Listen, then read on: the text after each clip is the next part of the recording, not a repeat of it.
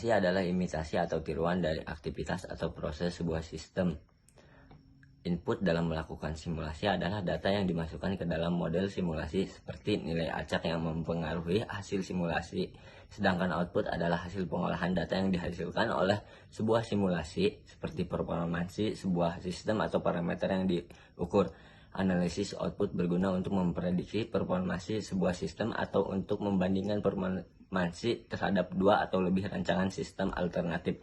Setelah melakukan simulasi, analisis output dilakukan untuk menghasilkan estimator terhadap parameter yang diukur. Selain itu, pengetahuan yang diperoleh melalui simulasi bisa menjadi saran penting untuk perbaikan sistem, mengidentifikasi variabel yang paling berpengaruh terhadap sistem melalui pengubahan input terhadap output. Analisis output juga dapat membantu dalam membuat rekomendasi akhir untuk perbaikan kinerja sistem.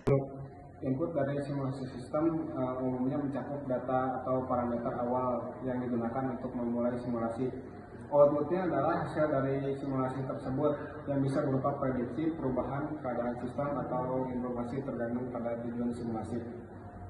Random number generation adalah proses menghasilkan sekumpulan angka atau nilai secara acak. Dalam konteks komputasi, algoritma random number generation digunakan untuk menciptakan serangkaian nilai yang tanpa acak. Algoritma ini sering digunakan dalam berbagai aplikasi, termasuk simulasi sistem, keamanan, dan yang lainnya.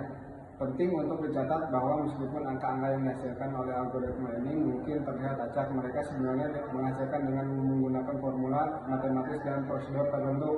Oleh karena itu, random numbers generation meskipun demikian dalam banyak aplikasi angka semua acak. Input analyzer adalah komponen atau alat yang digunakan untuk menganalisis atau memproses input yang diberikan ke suatu sistem atau program. Tujuannya adalah untuk memahami, memvalidasi atau mengubah input agar sesuai dengan kebutuhan sistem tersebut. Input analyzer dapat memiliki berbagai fungsi tertentu tergantung pada konteks aplikasi atau sistem yang digunakan. Definisi tujuan data. Tentukan data dengan jelas, tujuan dari data yang akan dihasilkan. Apakah data memerlukan untuk pelatihan model, pengujian algoritma, atau tujuan analisis lainnya. Pilih jenis data yang sesuai dengan kebutuhan. Apakah data numerik, kategorial, teks, atau gambar.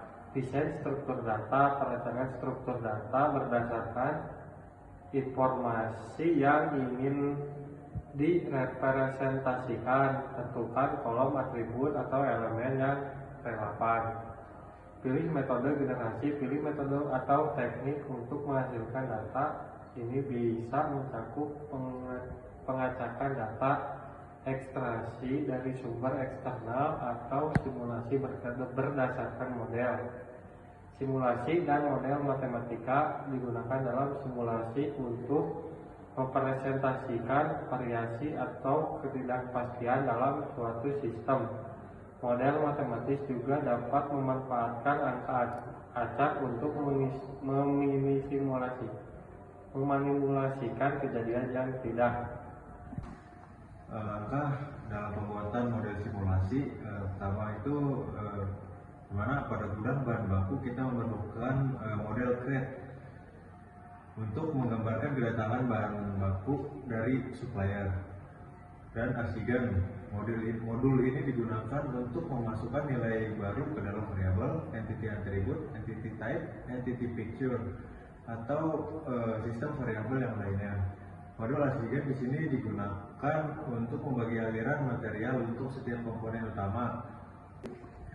Langkah dalam membuat model simulasi, pertama, di mana pada bagian gudang bahan baku kita memerlukan model crate untuk menggambarkan kedatangan bahan baku dari supplier.